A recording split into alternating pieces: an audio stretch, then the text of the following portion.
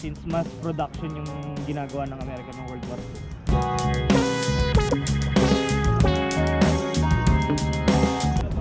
Let's go! Kamote days tayo ngayon, hawak GoPro tapos walang helmet, no? Galing!